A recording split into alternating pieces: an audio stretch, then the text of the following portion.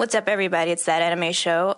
I'm Terri Doty J. Michael Tatum, and our guest today is Tia Ballard. Like anything else, I'm like, we'll start insulting each other. We should probably. It's gonna be like, oh yeah, J. Michael Tatum, I'm a loser. Like. J. Michael Tatum. I'm Tia Ballard. I'm adorable. La la la la la. No one's impersonating me, so I'm Terri. I'm awesome. I sure am. I'm Terri. Fuck you. It's a terrible impression, but I think I got the spirit down at least. Or you know what would make me really happy is see a lot of like Terri Doty impersonators. It's not hard. Just wear a hoodie, jeans, chucks, or some bands volleyballs sometimes. under your shirt. Yeah, you're gonna. Yeah, Tatum wants to go with me for Halloween, and he's just like, it won't be hard. Just I'll just get some. Yeah, I'll get some serious breastage going on, and it'd be awesome. Hi, everybody. I know it's been It's good to be back. Well, it got to the point where I don't think I had to remind anybody that we had the show today. And then, I'm like, do I? Then I heard the doorbell ring. I'm like, oh my God. Okay. Yes. And it's Tia's return. Yes. Yes, the glorious. We were just talking about that when we had you on the last time. That was episode 4, right? Episode 4. And now this is episode 21. You guys have grown so much. We have, but you were like the first of so much. I just dropped my freaking water on the floor. Excuse me, I'm gonna do this. La, la, la, la. Professional. Hey, like old times. How many times have you done that? Oh yeah.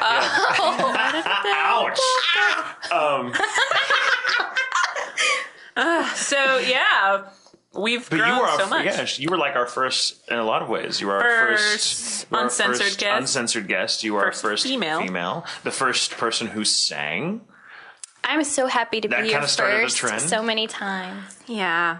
And Very lucky. But then you didn't call or anything, so... You know what? I got to do what I do, you know? we just looked. It took several months to get over you, Tia. Yeah. I'm not ready to I get get that like problem that a lot, you see.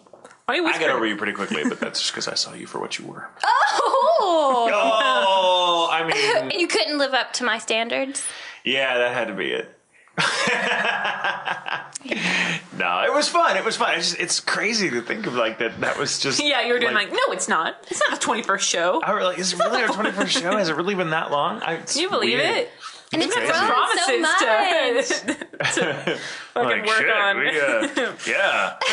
Damn. How the fuck do we make it this far? I haven't quit yet? Or I was talking to the guys at work, and they're just like, so how's your show going? Are you sick of it yet? I'm like, no. They're like, I just can't, like, how long is it? I'm like, well, we record for 2 hours, but we also take a break. And they're like, how do you guys do it? I'm like, you've met me and Tatum, right? Sometimes we let our guests speak. Occasionally. I'm like, so I take it you haven't heard the show. They're like, I hear the show every day when you two are up here. Yeah, the show is a constant. It's just, we just record it for 2 hours out of every week. Pretty much. Yeah. It's, Or Antamir was up there, and we had we scared the crap out of him just because we were each on like a side of a different doorway, but they complimented each other. So Antamir was coming in. He's like, hey, look. And Tatum was on one side frozen, and I was on the other side frozen, and Tatum and I were not aware that either of us were at the door. So it was a pure just, hey, Antamir That was awkward. must feel safe. so funny. Yes. But you've been keeping track of the show. Huh? You've been keeping track of the show, obviously, listening and all that loveliness. I've been listening when I can. I can't get it on my iPod for some reason. Oh, yeah, that's right. We talked about that. You're like, hey, I know we're recording, but technical support question. Should I ask Steven or should I ask you? And then Joe was like, what is it? Yeah, I don't know. But yeah. But Tia and I have been working together a lot on a new show, and it was awesome. Yeah. Awesome. Yes, and she didn't quit. So there it is. Yeah, you're both still intact. No was scars fun. or bruises visible. Yeah. Emotional Do you scars. have any cat fights while you're recording? No. No? None? No. I'm Okay. very No. well behaved. Did I you know gang how up to. on anybody? Did you gang up on Just anybody? Joe. Joe. Just Joe? Oh. Joe. That doesn't even count. But Joe is just like, no, really what happened He likes it. Yeah, is between takes a lot is Tia and I would like flirt with each other, and Joe would just be like, when the hell am I going to put that damn camera in here? And just, I'm like, you keep saying it. We do flirt. Or I yell at you. Just like, why are you whispering to me? You telling me a secret? We playing telephone? It's beautiful. Yeah. I miss you yelling at me. No, I don't. What am I? I'm like, And Steven's just like, no, you don't. In the other room. But yes. Well, you have been quite the busy little bee. I've been a busy little bee. We went to MechaCon last weekend. I say we, the cast of Full Metal Alchemist Brotherhood. There were a lot of funny people there. There were a lot. It was MechaCon. They hold it in New Orleans. My first time ever in New Orleans. Which was, I feel ashamed to admit, I was like 34 years old and have not yet been to New Orleans. I've never been. It was fun. I have to admit, I was a little trepidatious about it first because I'm thinking this is a party town and I'm not really a party guy. But there's a lot of really cool things you can do other than party. Like history and I mean, because, and I will say, like, because we took like a 2-hour walking ghost haunted history tour, which was a lot of fun. Ooh. The guy that was hold our on, tour guide. Tia. Got it. Ooh. Tell us more. Well, no, Did he have a car? I don't know. From Greece. Oh, yeah. But we took like a 2-hour walking tour of the French Quarter in that area of New Orleans. And the guy our tour guide, his name was Midian, and really cool guy, beautiful baritone voice, like, and he could project that motherfucker all over, like, there's like 30 of us in this group, and he's like, yes, and here, da, da, da. And we're all, but it was really funny because, you know, it took place, like, it started, like, it was still light out, and by the time it was over, it had darkened. So it was a nice transition, and it was hot as fuck, because it is so hot and humid. It is muggy, I'm sure, because of the swamplands. Oh, yeah, it is incredibly muggy and hot.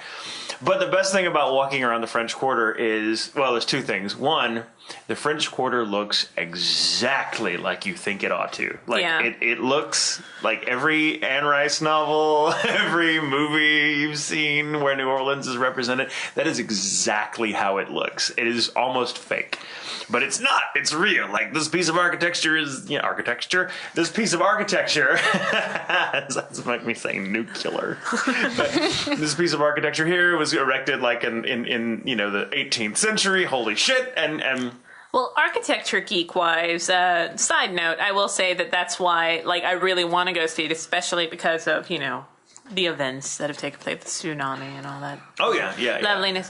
Is the people, like, it's something that we've kind of lost as architecture, and everything goes right now, is they built it to withstand pretty much anything, which is why most of the French Quarter doesn't look like it was touched for the most part. Mike was like, the only couple things that are missing is like, that was something that was probably condemned. It's gone now. Yeah. But, and so that's it's good. true. And it's very true because everything in the French Quarter is fantastically old. About midway through the tour, we stop at the Lafayette, or I guess the Lafitte bar. I guess it used to be a Smith shop back in, Lafitte's day, or maybe Lafayette. I can't remember how they pronounce it. The town is named Lafayette, but I think the guy, Lafitte, the privateer, who's famous for having been a big part of their history, had this blacksmith shop, and it was kind of a front for a lot of other little underhanded businesses that he used to do. But it's now a bar, and it's the building itself is like 200, 300. It's crazy old. And but they it's great because you could walk. We get our drinks at this bar, and then we continue on the tour with our drinks in hand while walking up and down the street. Because in New Orleans, they don't care. They're like, no, it's encouraged to drink on the street as long as you're not driving. Yeah, but no one drives in that corner because it's impossible to get around. I would assume you can't. You can, but it's not advised because there's just way too many people walking around, and they do not give a fuck about the cars. But it was fun. And then the second best part about being on this tour is that all the locals love to give you shit because they can tell you're on this tour because they give you these fans to cool yourself with that are in the shape of skulls. And so you can see from a mile away that we're all on this ghost tour, this cheesy but very fun ghost tour. And all the locals drive by and they gotta be someone's at the door. What is it, the Dean Martin show? Who is it? Hold on, somebody's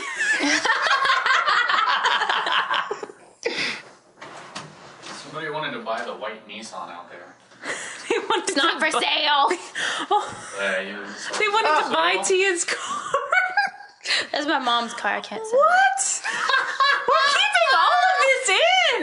This is ridiculous.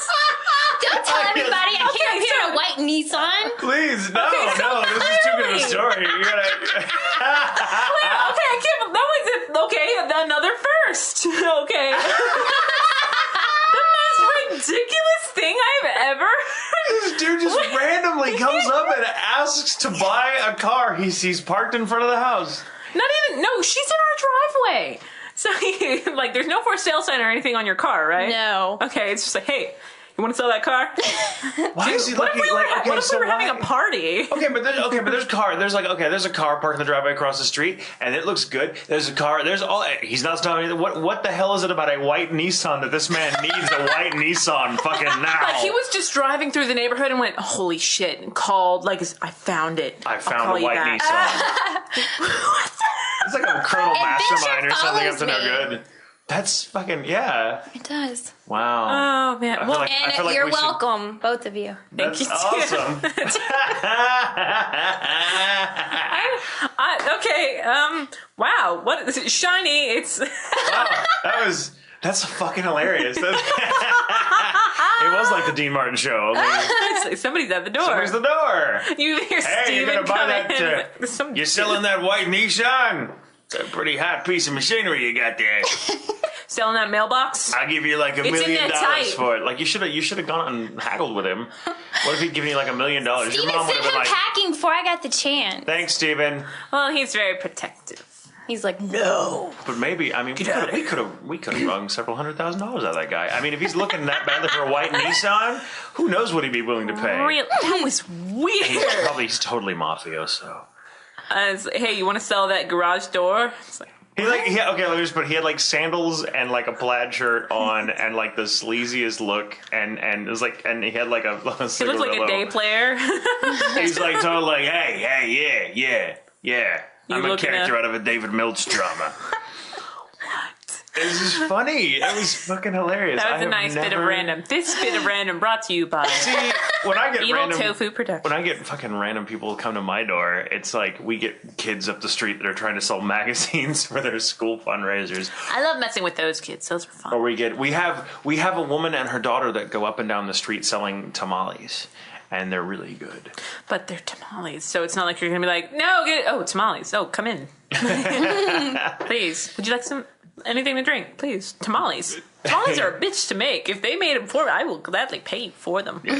I used to think they were a real bitch to eat, but fortunately, I've learned how to eat them. You have to take that. You have to take the Wow. Yes, I didn't know that the first time I had one. Oh and my I thought, God. who the fuck? Why do people eat these?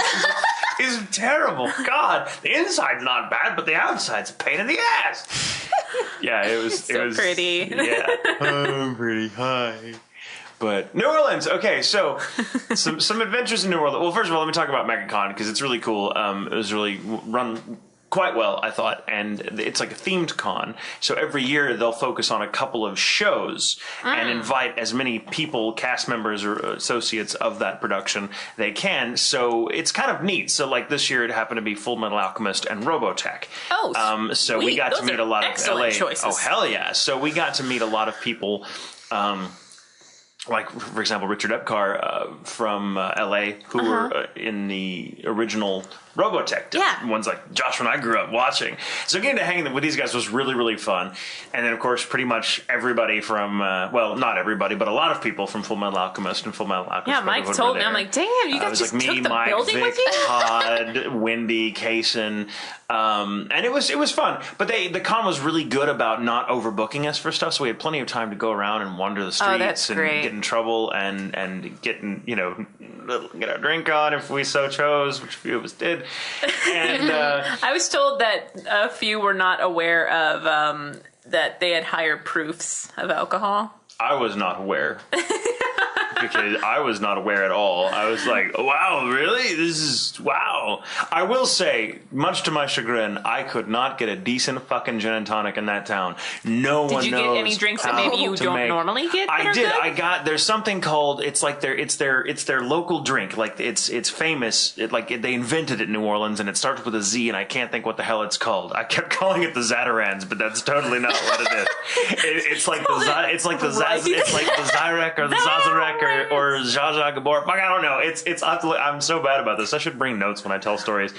But it's some drink that's got like all kinds of spiced rum and bitters and stuff, and it's really, really good. And you know, one of the people that we went to one night, we went to the Court of Two Sisters, which is a famous restaurant there in the French Quarter. Really nice place. Mike took us there because Mike's been to New Orleans. Mike McFarlane's been to New Orleans many, many times. So he was kind of he was sort of our unofficial tour. He was like, you want to go here? You want to go here? Yeah. So we know all the cool bars and stuff are. So we went to Court of Two Sisters, and I was having a gin and tonic, and it was like the third gin and tonic I'd had in town, and none of them were good. Like the first night I got one and there was a freaking lemon in it, like not lime but lemon, and very little tonic, and I was like, good gin and tonic is made with lime.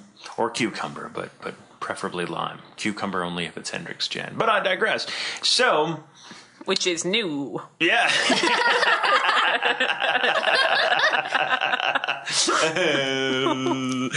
But so the thing about New Orleans that's really cool is there's a lot of great places to go eat, but there is not a healthy meal to be had. Oh my gosh, I know. Everything is designed to kill you eventually or quickly. And we went for lunch the first day we were there. Todd and Mike and myself and a lovely girl named Abby, who was kind of our liaison, scouted us through the city to this place called Yo Mama's, which was this ragtag little bar somewhere off of like Canal Street, I think. And they had, and Mike wanted to go specifically for this thing called the peanut butter burger. And so he and I both got the peanut butter burger, which I'll describe it to you. I'll just build it for you from the ground up. Okay. Hold on. Get comfy and maybe take some garlic, something for your heart. Okay, so you have the bottom bun, you have like a fistful of lettuce and tomato, then you have a gigantic, very tasty, seasoned, hamburger patty, as you'd expect. On top of that is slathered dark, warm don't say peanut butter. Oh, it's disgusting. It sounds disgusting, and it is, but on top of that, it gets better, is a fistful of bacon bits. Or not bacon bits, but like, torn pieces of sort of, English fried bacon. So it's not crispy, it's tender. And then mayonnaise on top of that, and then another bun, and you got yourself a sandwich the size of your fucking head that has probably got more calories in it than a human being should consume in a week. Was it good? Yes, but I only had a little bit of it. I could only get through less than half, and then Todd, who got something a little better for himself, because Todd's good like that, did try a little bit, and he was like, and we were all in agreement that, wow, this is a really bizarre taste, but it was actually good once you got past how unlikely and weird it sounds. But Mike ate his the way Joshua eats. That shit was gone from his plate in like 5 minutes. I eat too. And they give you a choice of vegetables, which in New Orleans is your choice of vegetable is like French fries, mashed potatoes, baked potato, or mac and cheese. And those are your veggie choices. I got mac and cheese because I thought, well, I'm going to get mac and cheese in case like the burger sucks. I'll have something I like on this plate. I could finish neither one because they were so big and rich. Mike finished his, and then like a few minutes later was like, he grabbed his chest and was like, my heart slowed down for a little bit and now it's going really, really fast. Oh, God. And like he was like, I think I may be having a heart attack. So we walked back to the hotel, and it's like 1:30 in the afternoon, and then Mike, I look over, he's like licking his arm, and I'm like, what's going on? He's like, I have meat sweat.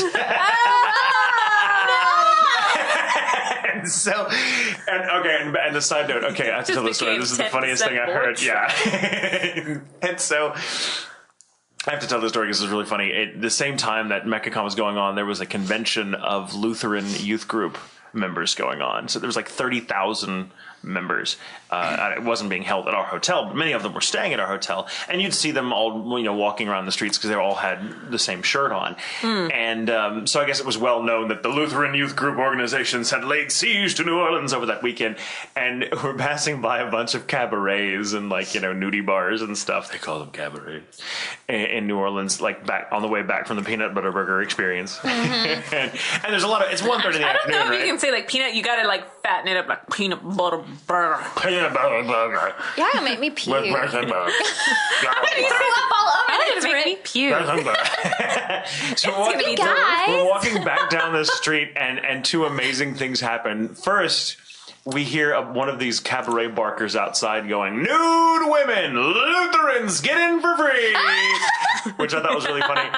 And then, a block later, Mike turns to me and points, and no shit, there's a guy that looks like every, New Orleans stereotype. He looks like fucking Matlock, okay? He's got this shock of white hair, the sort of bulbous red alcoholic's nose. He's wearing a baby blue suit, with the little tie. Yeah! And he's walking, and he's got that, ladies and gentlemen of the jury, kind of vibe. And it's funny because you could so tell he was drunk off his ass at 1:30 in the afternoon too, because he was falling into his stride, you know what I mean? Where he's just sort of leaning forward and trying not to fall down, and that's how he's walking. He's like, and it was funny because I turned to Mike and we just both go, and then after that, the entire day, we're like, ladies and gentlemen of the jury. Now I know big city lawyer, but I know injustice when I see it. Evolution. And it was very funny seeing that guy, because he was like, oh my god, dude, there's a total New Orleans, he comes from a rich, decayed family. It. He's been written about in some novel. But that was fun, and the con itself was really great, and a lot of fans there that were fun, and it was just. Did you get any cool gifts or anything? I did. I went to Marie Laveau's Voodoo. Yes, I got a magnet. And I got you your zombie magnet. And they had a real zombie in there, but you weren't allowed to take pictures. Yes, I got text immediately. I did. I was like, oh my god, there's a fucking zombie in this shop. It wasn't really a zombie. It was a wax statue. So they said, I think it was a zombie. But I bought a voodoo doll. Not they don't sell bad voodoo stuff there. They don't sell stuff to hurt people. So it was a voodoo doll of protection. Yeah. Very beautiful. Handcrafted. Got that. It's now at home in my cabinet and protecting my things. Your spices. protecting my spices. And so I did that. What else do we do? We went to a couple of bars, and we just walked up and down Bourbon Street one night, which is crazy. I cannot imagine being there during Mardi Gras or Halloween or some big party, because it's so huge. I mean, even just walking up and down the street on a Saturday night in the middle of summer, where there's really nothing particularly interesting going on, there is so many people. It's like being in Disneyland. Everyone's shoulder to shoulder, and it's you just have to sort of go with the flow. Deal with it. But there's a lot of good places to eat, and we went to a lot of them, and everything there was just, you'd eat something, and you'd think, okay, I don't need to eat again for at least another 24 hours. I'm done. But your body punishes you for eating such rich food by going, no, you're going to be hungry in another 3. And you're like, oh, son of a bitch, I got to go eat again. And there's nothing healthy. I've got to get something fried and butter and chocolate. I hate about traveling, because it's not like you're going to, if you're really hungry, it's not like you're going to spend all this time going no, I have to find something good. Mm-hmm. Good for me, not good. I mean, not to say that they're exclusive to one another, but for the most part, they are. Yeah, as a vegetarian, occasionally it's fuck. There's a lot of really good vegetarian stuff that's really bad. Yeah. Or it's oh yeah, no, we serve only vegan stuff. It's oh crap. So. So yeah, we had a lot of good food there and a lot of good drinks. I would love to go there. Thank God the con had a dead dog party, and they had this beautiful woman who knew how to make a gin and tonic. She knew how to make a gin and tonic, and by that time I'm oh my god, yeah. I was oh my god, thank you, I love you. You know how to make a gin and tonic. Find her, Florence Nightingale of gin. So that was my experience, and it was a lot of fun. Beautiful. And next weekend I head to Baltimore. That's right. And Florida then... Con, which will be fun. Never been to that before. That's a pretty big deal. Then we are off to Austin. And we go to Austin. Austin for Anime Overload. Austin for Anime Overload. We're not going to be talking like that. I think we should. All right. The entire time. Hi. Yeah, during our show. So what's your favorite curse Are you guys word? doing a live show? No, I don't think it's going to be live. I think we're going to plan it, and... We'll perform it in front of a group of kids. We might be doing like 2 shows, like a clean show and then like a... Really? I mean, are you serious? Yeah. That's awesome. Yeah, I might be doing that because, I'd like to do a day show, and so blah, blah, blah. But Caitlin and Carly are going to be with us, so I think we're going to try to make both Caitlin and Carly be on the show. But I'll go ahead and tell you guys now, we're taking August off because we're so ridiculously busy. Yes. So Yes, we'll figure out a chat or something, but Tia's going to be our last, from Dallas-Fort Worth area show for a few weeks. Sorry. Yeah. When's Caitlin coming back? Forever? No. I don't know. I think she's August. coming. Yeah. She's coming because she'll be at We're Anime planning a Overload. sleepover. Why do you say that? Why do you say that so sexy? You're like, we're planning a sleepover. What have you done to Caitlin? I'm like, Is Caitlin even out of the country, Tia? Yeah. Sure. Yeah. Yes. she's out of the country. By out of the country, I mean, in my bedroom. What? I'm sorry, Caitlin. Sorry, Caitlin. Oh, don't listen to the show. We love you. Don't hate us until after we interview you. Yeah. Or don't admit it till after. It'll be good to see her again. I haven't seen her in a while. Not since she left, really. Yeah, no. Till it's Not quite been a year. Clarine's birthday is the last time I saw her. Yeah. So it's been a while.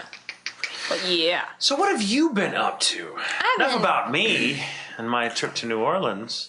What have you guys? What have you both been up to? Because I haven't seen you for freaking ever either. Like, I know you're working. Been working. Been working a lot. I just got done with auditions for a new show, and in the same time, still finishing up wrapping up another show, which Tia was a part of, and it's great.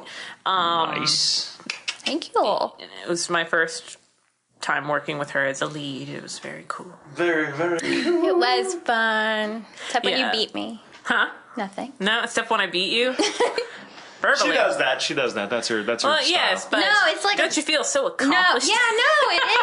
It's like one of those good beatings. It's like I've accomplished something from this. I'm a better person I knew because I I should've- got That flogged. which does not kill me only makes me stronger. Exactly.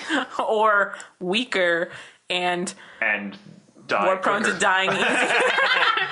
Yes, negative Nelly. Woo! That which does not kill me will eventually kill you. And they're like, that I think it was my mom's like, well, you're going to get through this. Like, anytime I have a hard time, which is so funny because she's just as negative as I am, but she tries to play the mom thing. I'm just like, I'm just so tired of this bullshit. She's like, well, mija, it's going to get better. That doesn't kill you. I'm like, just stop. No, we're not finishing that phrase. That which doesn't kill you just makes you an insufferable bitch. May just That maul people you to the point where you might not make it later on. See, I love that. See, my family is decidedly not positive at all. They're like, oh, Decidedly yeah. not positive. Decidedly not. My father is like he's very pessimistic, and so if you come to him and be like, He's great.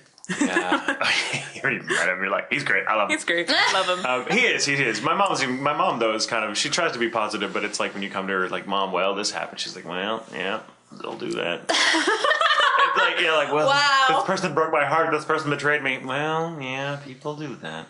It's like, and sometimes you're like, thank you. I just need to hear that I you needed agree. that, Thank yeah. you. Thank you. None of this. Oh, sweetie, there's more fish in the Sometimes sea. you just- Fuck it. I'm not interested in fish. You don't wanna I hear wanna the know that this person was an fairies. asshole. Just agree with me. You don't want to hear the fairy tale version of it. Like, just tell me the nitty gritty. It's like, Yeah. I just, Tell me the older tell me the old fairy tale version of it where somebody dies when and I was like, someone gets eaten by the wolf at the end. Yeah, when I was like 14, 15, like, I'm like, I had a sign put on my back and I didn't realize it till the end of school. like someone waited till the end the last period to tell me that I'd been walking around with this sign that was making fun of my weight because I used to be really fat. And I was just like, I'm just tired of being made fun of because I'm fat. And my mom's like, are you tired of being made fun of because you're fat, or are you tired of being fat because you're fat? And I'm like, Wow. wow. And you're like, okay, honest answer, if no one cared I was fat, that would be it, because I would love not to have to work to not be fat. Yeah. I would love to just be me, but I mean, okay, yeah, I guess. Yeah, I'm like, so like, what are you doing to lose weight? I'm like, nothing. That's hilarious. Maybe I should try something. And Maybe ta-da! give them... I lost like 60 pounds like in the next year. Maybe give them less space to put They're like, the sign on. Less real estate for them to work with. Just saying. That's how I would approach it. That's what I'd be like. 'Cause that's kind of how my dad always was too. I'm like, this person made fun of me, and my dad was like, well, what were you doing? Were you acting like a jackass? Well, why are you taking my bully's side? It's like, I'm not saying they're not assholes, but I'm saying maybe they had a point. I don't ever want our parents to meet. Yeah. And my mom was always like, well, that doesn't matter because they can't see the real you. That's a yeah, but they're going to beat the shit out of the fake him. That's funny. He's like, that was my dad. That was an actual conversation with my mom. Well, they can't see. They're just, they're not mad at you. They can't see the real you. He's like, yeah, but your persona, they're going to beat the shit out of. It was like, it was a great. They should teach you to always be yourself. No, it really. I think. Well, yes, but there's an addendum to that message that my father would have said. Like, be prepared to always be yourself. Just be prepared to fight for it. Always be prepared to knock some motherfucker down, because he's gonna be like, yeah. It's like in a roundabout way, yeah. Because that's my thing. My dad and I both agree. Like, I don't like people that are like, I just want to be me. I'm like, then don't be a whiny bitch. Like, if you want to be you, That's awesome. I need it's that. like, if you want to be on, you, like, a bumper then sticker. be prepared to fight for it, because that's what it's all about. Make the real you tougher. Don't be a whiny bitch. Yeah. That's another piece of advice. Dad's like, you need to make the real you a little tougher then. And so, yeah. When I was in high school, I had a slit down pair of my pants. I had this cool, awesome outfit. It was really hot. Anyway, I had a big line, the thread, I guess, had pulled. So there's like an 8-inch. Okay, my butt's not that big, but it was like a clear hole in the middle of my pants. And everybody saw it, everybody knew, but of course, like a class full of guys giggling about, I was a cheerleader or whatever, like giggling because they saw my panties. They were really cute, and they had angels on them. And everybody saw my panties, and nobody told me until the very last. Aww. But I'm not easily embarrassed. I just went to the nurse's anymore office, after years of being embarrassed. A thread and needle, and sewed my pants up and went right back out. Aw, see, I don't get embarrassed easily now. Like, what was it? Like slipping and falling. Like, the first thing I always make myself do, even if I don't find it funny, is laugh. Yeah. Like Jason's Deli. Put a mopping sign out, please. Caution, floor it's wet. It's dinner time. Maybe I want to get a refill on my tea. But, and I got a refill from my mom too, and I just went like, ah! And I landed on my elbows, but I didn't drop that. So the first thing I did was I went, holy shit, look! To everybody. And then went, fuck my elbows, like that. But yeah, no, like senior award ceremony, I fell down in front of like 3,000 people. And the first thing I did, I was like praying to the floor. I'm like, oh shit. Oh God, please. Oh, God. And I'm just like, like, are you okay? I'm like, oh, I'm fine. No, I'm fine.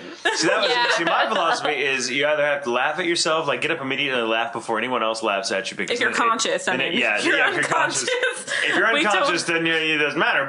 But yeah, when you fall down in public, and I've learned this many times from falling many times in public. Unsolved mysteries. Shut up. That wasn't public. That was in private. That was just for us. You know that story, don't you? Did we tell you that story? Why don't you tell the story? We'll do it in a minute. All right. But yeah, so when you fall down, you either laugh at yourself first before anyone else laughs, because then it robs them of the stealing the thunder. Steals their thunder, yeah. Mm-hmm. Or you just stay down. If that happens and people were like, ha! Oh. And they'll like run over to you and be like, It's better than okay? doing the "Are you And you're like, okay?" I've taken some fantastic pratfalls in my time, though. I fell off an elliptical in the middle of a gym.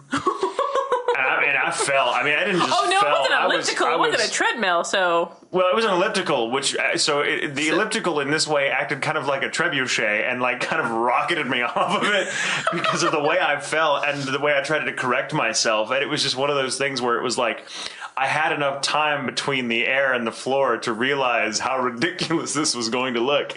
And it was one of those slow motion falls. It wasn't like the good where you like fall instantly. It was one of those, I appear to be falling. And then you go, and so everyone has, so it gets everyone's attention. And I fell on my ass. And then it was funny because the guy that helped me up, because I get about one big wedge between that and another piece of equipment. I couldn't quite. That guy came over and helped me up, and the same guy like a couple weeks later fell off of something too. And I'm like, I helped him up. I'm like, oh, dude, karma. But yeah, he was trying to do like a butterfly press or something, or no, not a butterfly press, but he was on one of those little freestanding benches that was bolted to the floor, and he was trying to do. He was laying down on it and doing something with weights. I forget now, and he just ankled himself wrong and just fell right the fuck off in the middle of a rep. And it was just a flat good fall. It wasn't, nothing didn't hurt him, but it just was like, it was embarrassing. And I came over like, you okay? He's like, yeah. And I'm like, hey, that's kind of, hey, simpatico. But yeah, I've fallen in parking lots. I've fallen in restaurants. I've fallen and puked all over myself. You're a universal faller. I've fallen. Yeah, I'm a traveled faller. Yes. No, faller. the family likes. My family's all about making fun of each other. Maybe why I don't visit that often.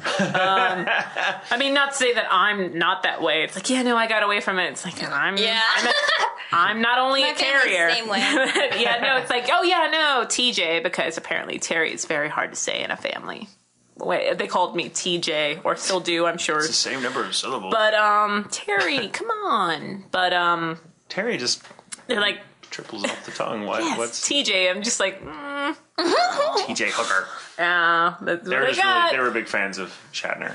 No, my brother's name is Leslie, so they called him LD. And so to make him feel less awkward, they called me TJ. But they're like, TJ could trip over a cordless phone. I'm like, oh my God, that gets funnier every time. Because that's how klutzy she is. There isn't a cord. That's the joke. What's the craziest fall you've ever had? I took one off a stage.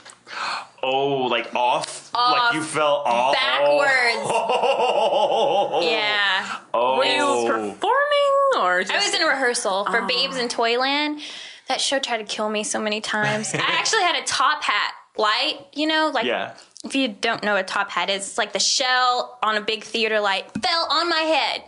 Because some dude thought he would just adjust the lights in the middle of the performance. You don't do that. He let it go. It smacked me in the head. Thank heaven, because there were little kids around, because it was a kid's show. I was the one who got it, and not one of them, because it would have killed them. But because of their squishy brains. He's like, hey, get out of the way down there. And I got in trouble for being on the stage where it hit me. But anyway, I'm still mad about it. But anyway, what a jerk, right? Anyway, I took a tumble backwards off the stage in the middle of a song, and my response is, ow! and so instead of helping me, everyone just laughs. I mean, they helped me, but it was pretty hilarious, because that's my response, is crazy giggling and getting really high pitched when I'm hurt. Well, I feel like no one will want to help me if I'm cussing. Like, God damn it! Someone help me! You! I see you! Don't walk away! I know you see me! Get the fuck over here! I get embarrassed. When people ask me, are you okay? Are you okay? That embarrasses me. I don't want anybody to know I'm hurt. Or no, I'm fine. I love this response. Oh shit, that looked like that was really bad. Yes! It was bad. I was bored, so I flung myself to the floor head first, you ass. I've fallen off stage. I've fainted on stage. I've tumbled on stage. I had to do a cartwheel on stage, and guess what? I didn't finish it. I've always been top heavy. You finished early. Or like, I can do a half cartwheel. Yeah. And they're like, "What'd you do? You just stop halfway through. That's what you do." I did an efficient cartwheel. I got that shit done in half the time. Well, it'd be much easier to try to do a cartwheel than to, just kind of like be running and then like get on the floor and do like a somersault. Like, whoop! Flip. But no, I fainted during The King and I, which I was one of the wives. I'm sure I really passed for Siamese. But it was a high school production, so like, yes, you've got the part. You're wife number 9. But the wives bow a lot, and I had given blood that day, and so had another wife. So when we had to bow and then hurry up and stand up and run out, me and another person, we bowed, stood up, and then went back down. Oh. In the middle of a rehearsal, and they're like, "Okay, very funny, Terry, Sarah. All right, you guys are hilarious because I'm a jokester." And they're like, "You guys are guys." Guys, we should probably check on them. I woke up backstage. I'm like, did anyone laugh at me? I hope no one laughed. That's what I was worried about because I wasn't there to laugh. I got knocked very briefly unconscious by a prop, and we were doing Wait Until Dark, and which is fantastic. So many horror theater stories. It was. That's why a lot of us don't do theater. That's why you do it in the booth. Yeah, real. But no, we had this ceramic vase, very heavy ceramic vase filled with water that the main character at some point was supposed to splash in my face. And we had used it the night before, but in the ensuing scuffle it had broken, and there wasn't time to get a new one. And for some reason, so like it broke into like 2 or 3 pieces easy, so they just glued it back together.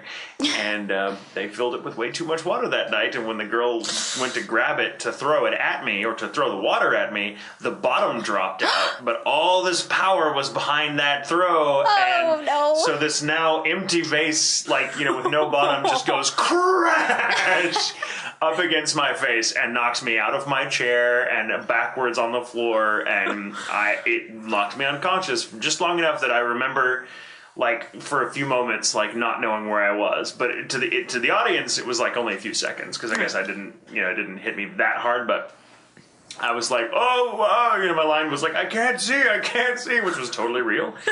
Because I was seeing double, and I was like, the stage was dark anyway. I'm like, what the fuck?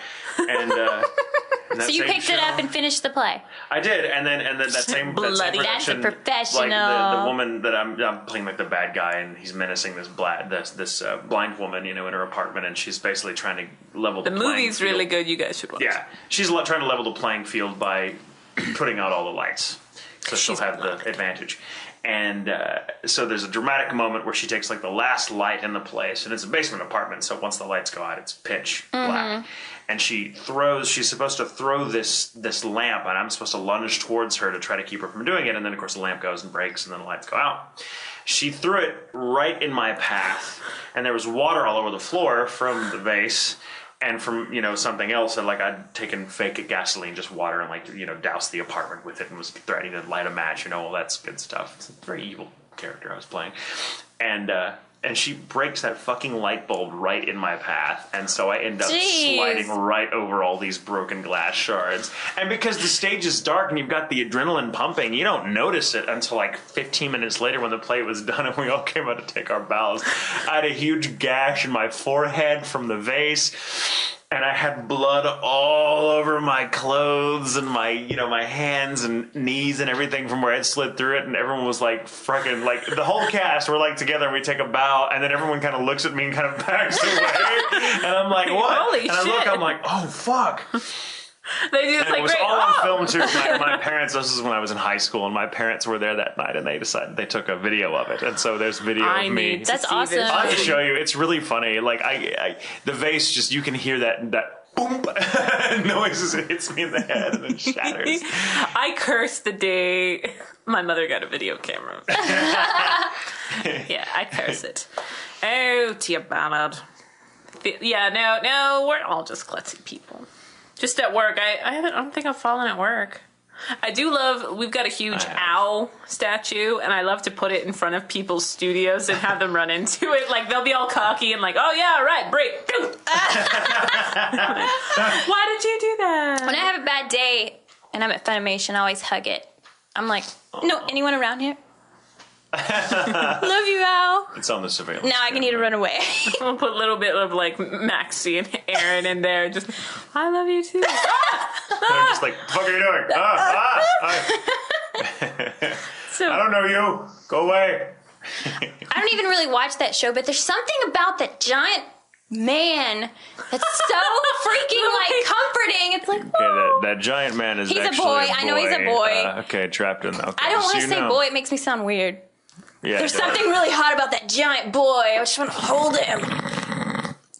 And his little loincloth is about the height of my head, so it's just very awkward. Oh, God. Well, I do it when no one's around. Doesn't matter. They're gonna hold. That's why I didn't say boy. See, now I sound like a pervy wervy. Wow. Yes. I think you just took a verbal pratfall. Hey, it happens to me again all the time. Pervy worvy. Which is why I rarely. The movie Topsy Turvy. Yeah. I've always got to think about how I'm about to word something, especially when I'm talking to Aaron. I'm like, I don't want anyone to get any more fuel. No. But yeah. It's hard to avoid talking dirty sometimes. You don't mean to, and things just come out. And you're like, oh, sorry. I'm not sorry. That's why I just don't talk. We all know that's not true. I love that. Like my studio is. I've changed studios up a little bit, but I'm in the furthest studio, so I'm by all the official offices. So what sucks though is whenever I cuss, it's like you'll hear like, "Is everything okay?" I'm like, "I'm directing." Directing. Doing. Get the fuck back in the booth, actor. Or no, like with Tia, I'm like, "What the fuck, Tia?" Like fucking around, and they'll just be like, "She's so mean to you." You're like, "Oh no, she's very nice." No, when you are mean to me, I just giggle, and then it's awkward for everybody. You're so mean to me, and I'm like, oh, okay, give us a taste. I'll do it again. Give us a taste. I think you should reenact a mean moment here for us. It's Tia. Yell at Tia, and I want to see Tia. When I tell Tia to be quieter, sometimes she can misinterpret it as whispering. Well, sometimes it is whispering, but there was a line I think where I was like, "All right, just take a little back," and she started whispering, like start whispering or whatever. What's up? This is my line for the show. All right, that was good. So hot, sexy. All right, Tia, that was good. Yeah. But if it was, why are you whispering to me? Well, you said. Are you telling me a secret? Are we playing telephone? No, we're not. Is that what we're doing here? Terry, you're making it hard. Okay, I'll do it again. There you go. What a bitch.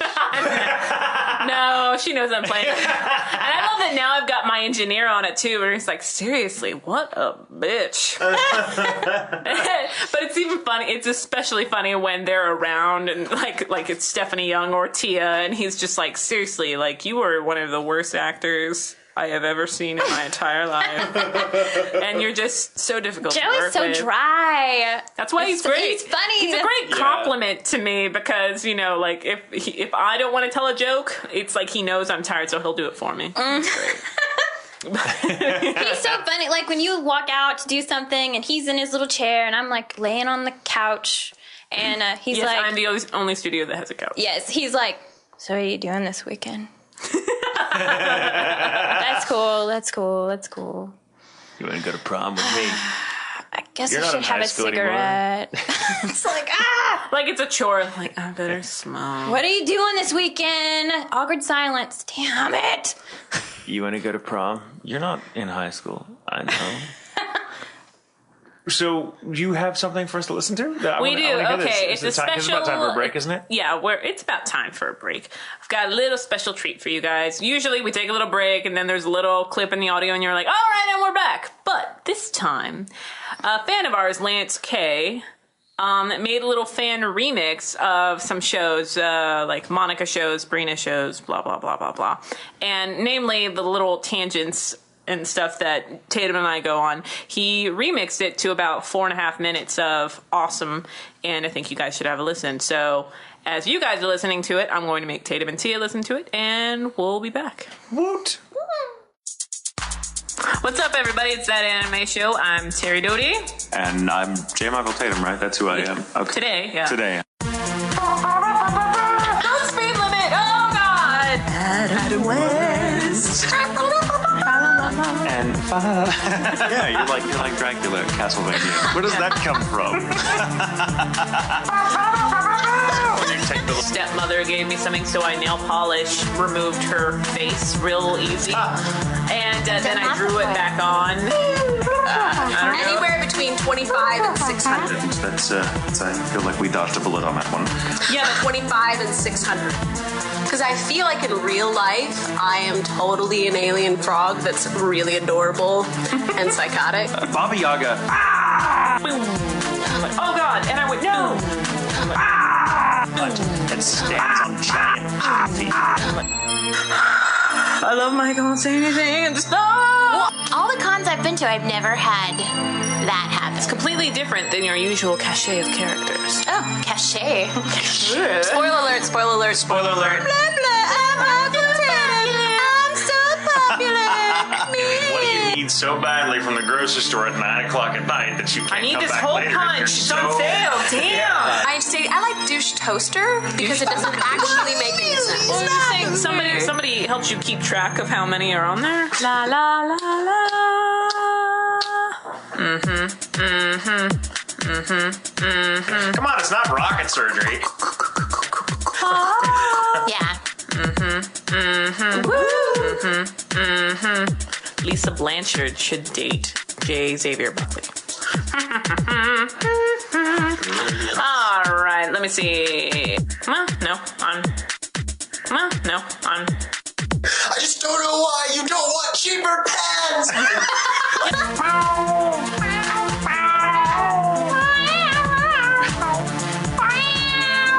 Speaking of trannies, But we're such a huge difference between goat cheese and cream Michael cheese. Jackson, Tatum the third. don't accept candies from strangers. Oh, okay, this Japanese guy's talking to me, and I have no idea what he's saying, but when he's done talking, I talk back to I him. cannot help that he did not read the contract he That signed. almost rhymes. Oh, let's not get into that.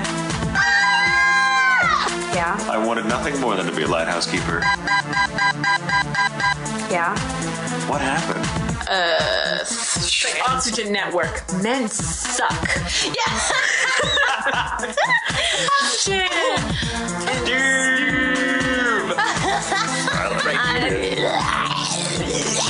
This chair is mine.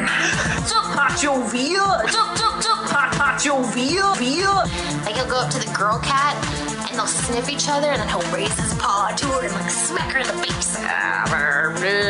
Beans, rice, artichokes, soy. Ay, Dios mío, puedes cantar como tu madre. Anyway, sneeze. Grill some veggies and whatever. Sneeze. I don't know how to do any. I don't know how to move my body. Like, Because it's random. I had to beat down a brontosaurus for my rolling gospel rocket. But find some evil genius way of implanting that. Oh, crap. Here we go again. Don't encourage her. I had nothing to do with it. 1, 2, 3. Hey, so what kind of drink do you want? Chip and Dale. Like, someone get Shammy. She's going to blow away. Like, I don't know what I'm doing. Can't screw it up any worse than it already is, so go ahead and give it a shot. Captain Planet, he's a hero. I'll give myself some notes. Where do I need to improve? Like I was saying about this cake I made you. I choose not to answer that question. You don't know one way or the other. You know, well, all my stories end with disposable income. It was a good show. Very confusing for a while there. And we are back from break. That was awesome. I'm sorry, that's the coolest thing ever. Listen to it twice. We listened to it twice. I Yeah, was like, I want to hear it again. we're coming back into the studio and Tatum's up.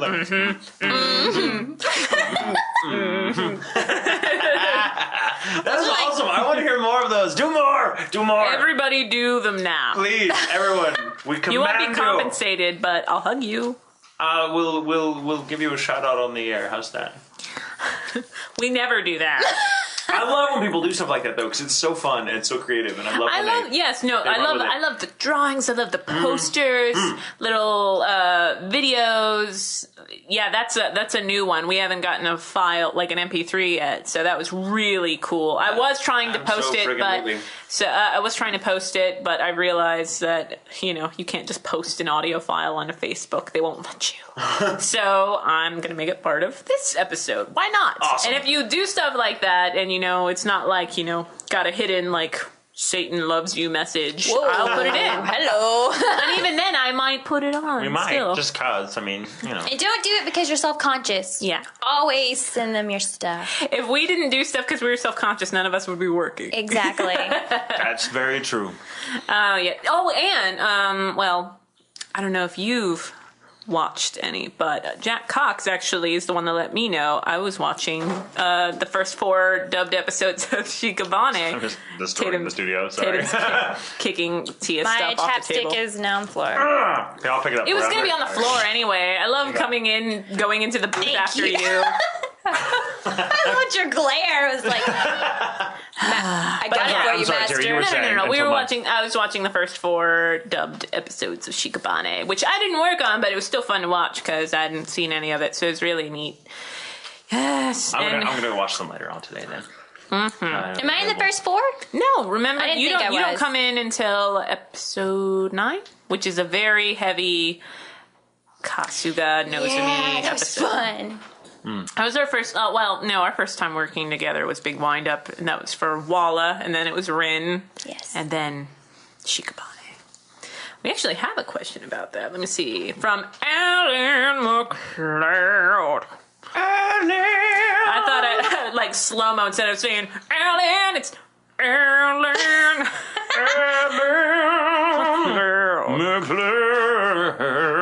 We're getting like Cher on it. This question's from Alan McLeod. All right. Oh my gosh, that was like late 80s. Thank you. It was awesome. All right. We should all sing his name now before you ask the question. Okay. Alan. Right, ready? Count of 3. Ready? 1, 2, 3. Alan McLeod. I'm like, you guys have got it. Terrible. We've no harmony. I love no how when pitch. we count to 3, you don't do it just to laugh at No, us. I did. I'm like, no. Yeah. I'll get you started. You're Not on a your team own from there. player. Not a team Look player. at that. I am a team player. Then read the I'm the question. best part of this team. Whoa! This team would be nothing. No, I'm a very good team player. I just like when it comes to harmonizing, I'm like, there's no way right now. So I'm like, I actually did you guys a favor. Yay! All right. So, anyways, back to Alan's question. Your character, Kasuga, or Kasugi, I don't remember, in Shikabane is interesting. What was the most difficult part in playing such a character with unconventional interests and an unusual mindset? What was your favorite part? Difficult and favorite. Okay. Well, first of all, I have unconventional interests myself, so I have. You indeed. Hey, shut up, man! No, it's like you're judging me when you look at me and say that. This is a look of approval. I'm judging you, and I judge you to be fit. Wow! Way to I'm defensive, okay? way to Don't lecture the judge kids. me. Way to lecture the kids about confidence 5 minutes ago. Okay. It's not confidence. I don't want Unless they're not going to judge you.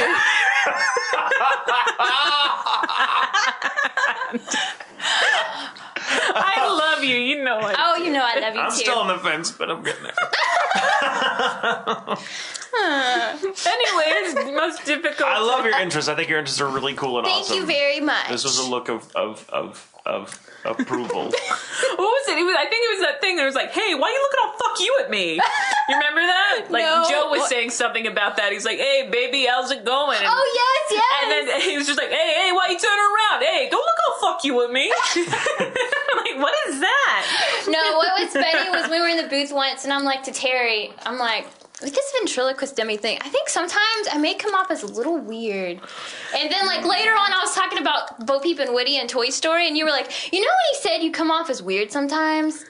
That was those days. It was okay. The whole thing, like with the you're like, sometimes I feel like I'm being weird. It's because you're like, there's this woman on Facebook that has a dummy. like that has a dummy, but she refers to it as her son, and she made a page for it, like, and she's like, she lists it as one of her children and all that stuff, and then Tia's like, and I just feel like, is that what people think of me? Yeah, I'm like, no, sweetie, no. But then, I'm like, yeah, no, I saw Toy Story 3 over the weekend. You're like, what'd you think? And I'm like, it was pretty good. She's like, it was fine, with its flaws.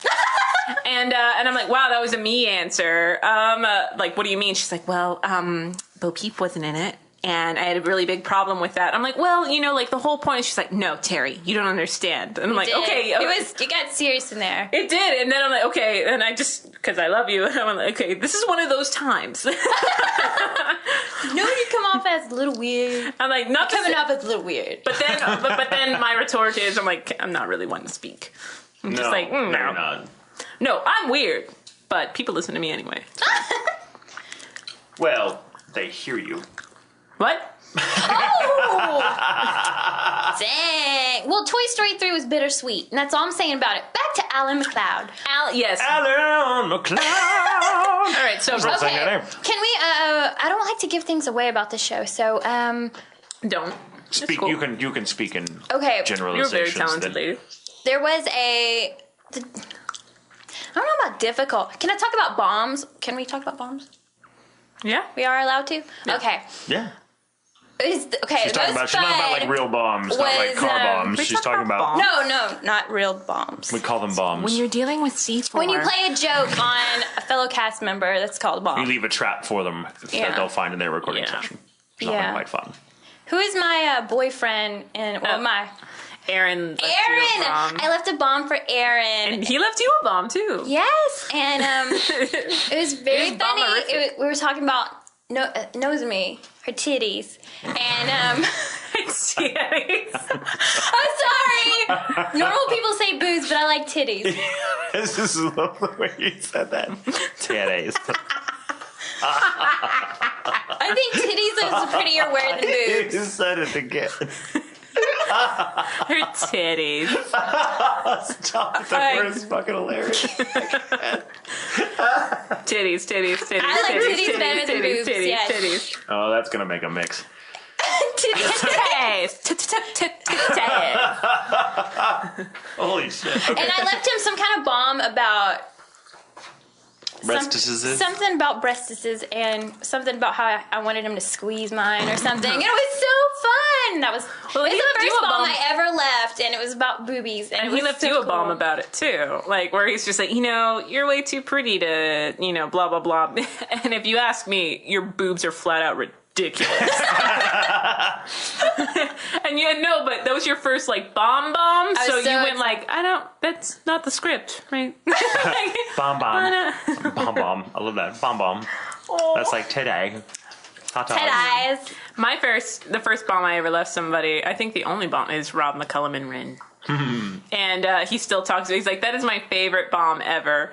And I think Rob is very pretty. So he's like, oh my God, that's my favorite bomb. And I'm like, that was my first one. He's like, oh, so I popped your cherry. And I went like, no, this is what, you're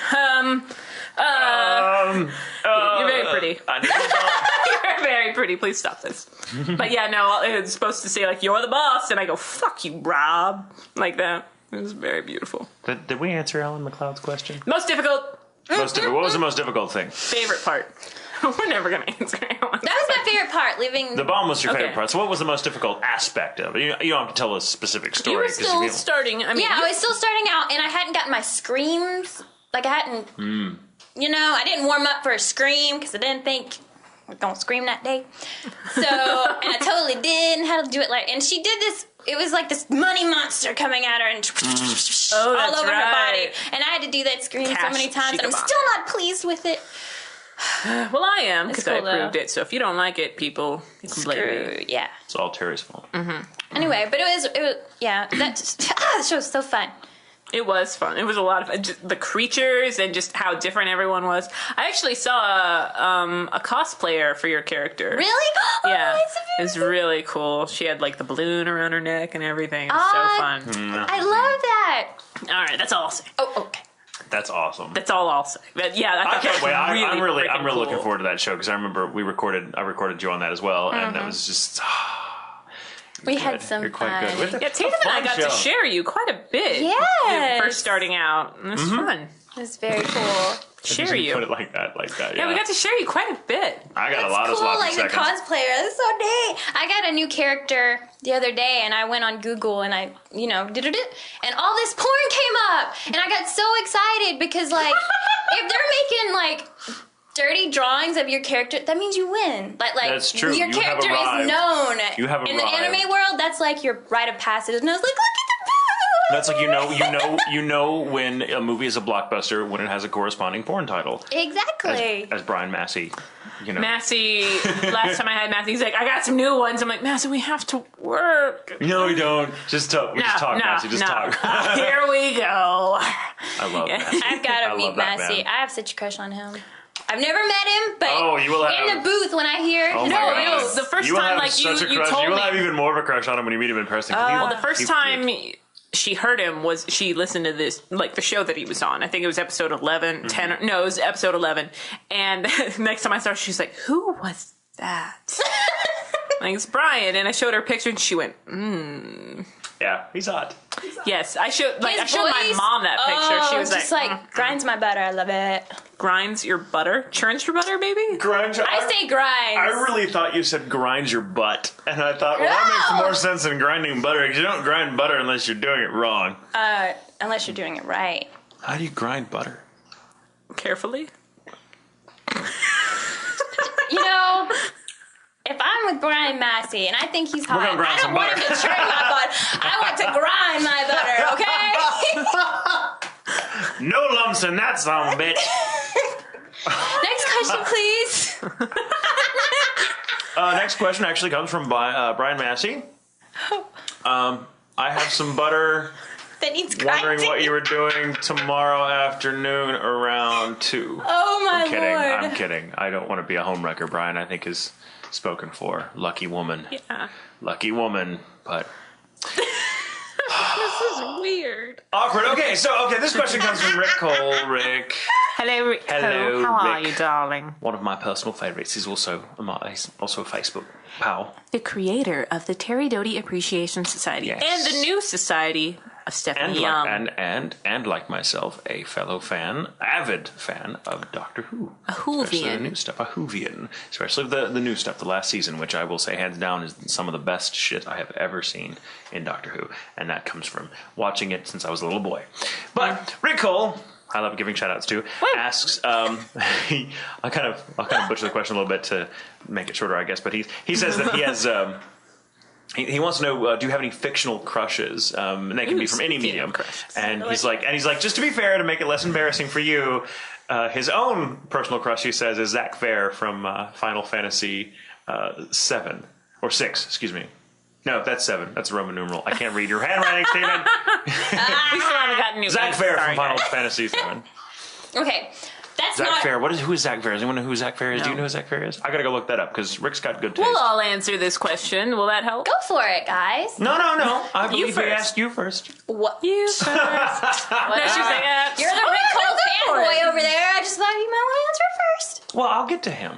Oh, okay. Okay, this doesn't embarrass me because I am an avid fan of a lot of men.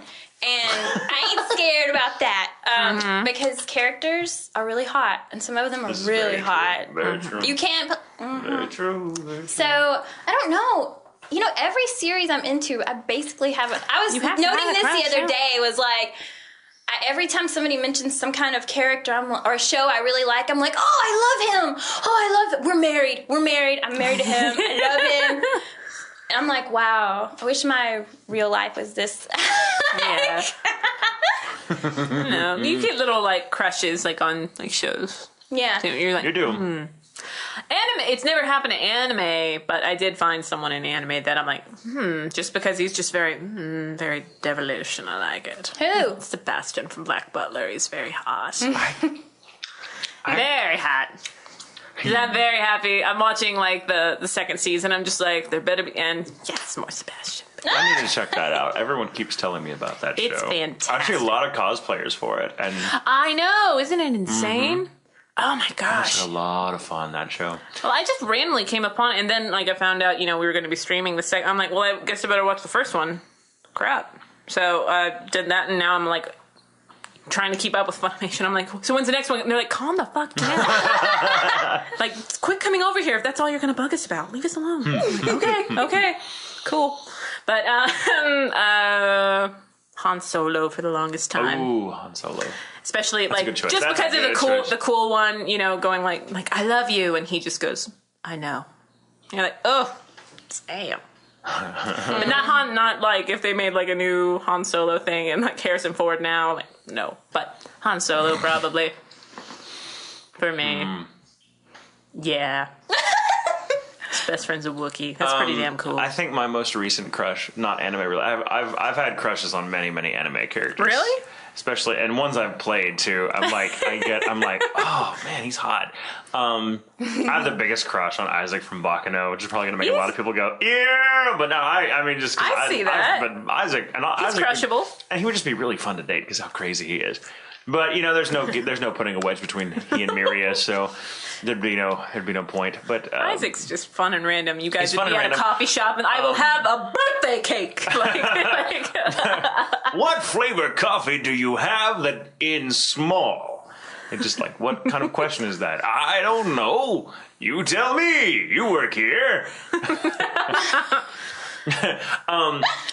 I had a big crush on Jiro from Black Blood Brothers. Ooh. The first vampire I played, first lead role, period. Actually, I had a big crush on him because he was sexy.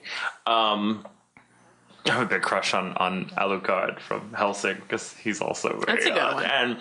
But non-anime related, I have the biggest crush on not just the character, but the actor who plays Gaius Baltar in Battlestar Galactica. I cannot fucking think of his name now. What else has he been in? Not much that I've seen, to be perfectly honest with you. I feel so terrible about not knowing his name. He's I believe he's British. If not, he does a very good British accent. But he plays Gaius Baltar in Battlestar Galactica, the more recent ones that I'm just starting to watch in earnest. And oh my God, he's one of the most beautiful human beings ever. It so frustrates Joshua when we watch that show. I'm like, fuck, I should have watched this 5 years ago when it came out. This motherfucker is hot. And he just goes, I'm like, tell me you wouldn't hit that. Tell me you would not hit that. The voice, the hair, the body, everything. It's just, and he's smart. Like he's not pretty. He's not pretty. He's very pretty, but he's not like, hi, I'm pretty. He's very intelligent, and I'm like, damn, I just want to. Steven's got a thing for the Whedon smart girls, like River Tam from Firefly, Spike from Buffy was a huge crush of mine. Fred from Angel. He loves those. He likes them scrawny and brunette and very, hello. I'm awkward. I'm awkward and very smart and a little psychotic. That says a lot. And I'm married to him, so what does that say? No. So those are our crushes. Yeah. Those are our crushes. I don't know. I have a lot of crushes. We'd be here all day. Woody. I have so many From Toy animated, Story. fictional character crushes. I love Woody, of course. I love Professor Layton from the Professor Layton game series. Oh, Rick actually mentioned that in his question, or he said he loves Professor Layton and Really? Mario as See? well. Yes. We got that in common. Professor Layton's so hot. Who's Professor Layton? I feel Professor bad for Layton. not Okay, knowing that's this. a game. It's on DS. Okay.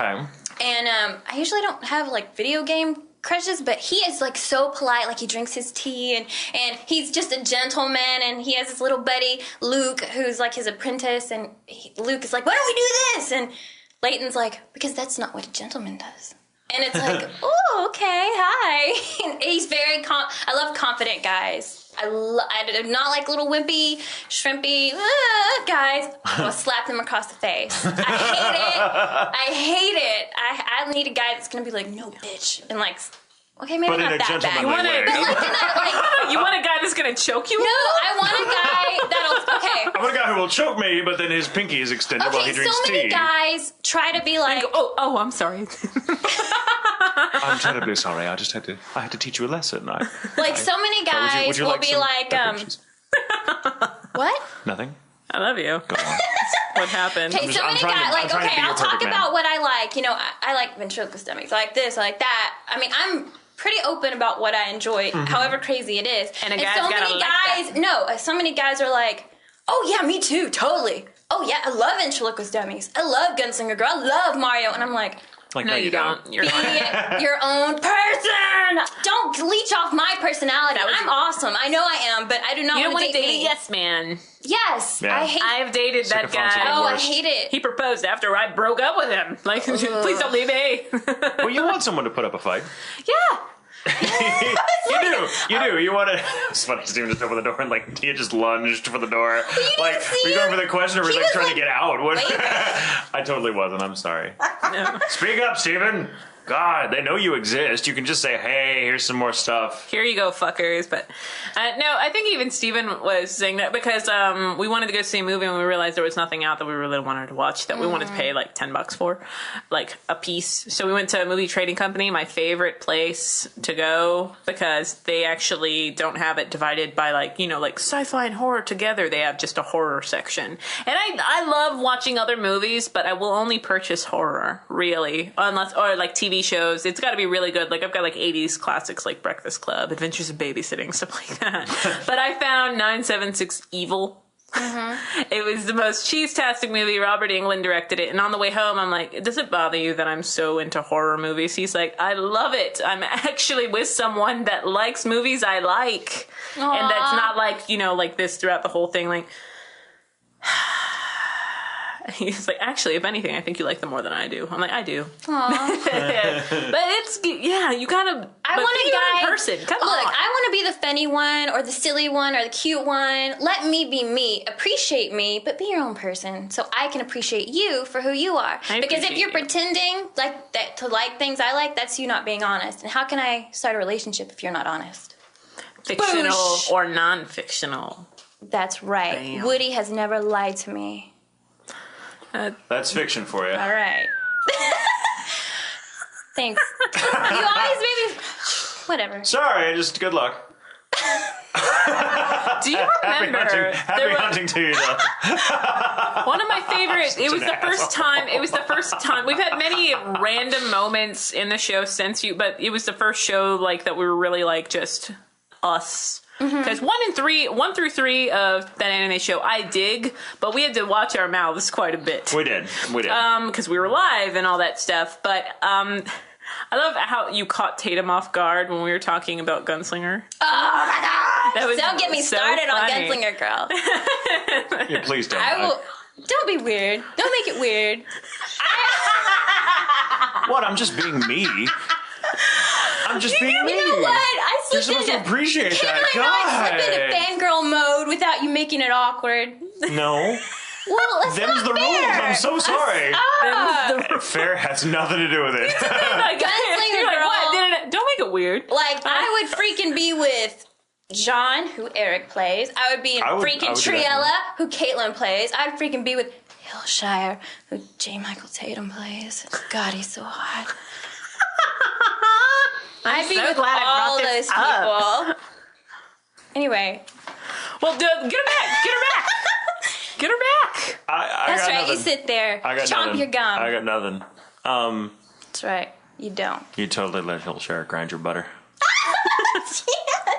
See how I get? You turn me into fangirl mode. I love it. You get Hillshire butter. I love that show so much. Our kids are going to be so creepy. Yeah. I'll be perfectly honest with you. I am deeply flattered that you find Hillshire. Sorry, Freudian slip is showing. He's just a great character. I liked him before you played him. Yeah, he's a great character, and he's cute. I'm not I don't obsess over animes. There are only 2 that I like, and Shaman King. No, that's not true. I like a lot, but like my favorites are Shaman King and Gunslinger Girl, and I love Hillshire. I love he and Triella have such a neat relational dialectic, and I appreciate it. All right. This is fun. Here. Nipples are a little hard, but that's okay. Hey, Tia. Oh my gosh, it's so hot in this room now. What? Charles would like to know, and you don't have to answer. You can answer it in a funny way. I don't know. What is your favorite cuss word? The F word. Saying the F word? You just say F word? Like sometimes I say F. Like, oh, F. What the F word? I mean the real word. Mm-hmm. I love it. I mean, I don't use it like, I don't. No. But it takes a lot for her to cuss. It's like, in the booth I will cuss, though. I've heard it. I'm in the booth. If I screw up a take, I'm like, damn it, shit, ugh.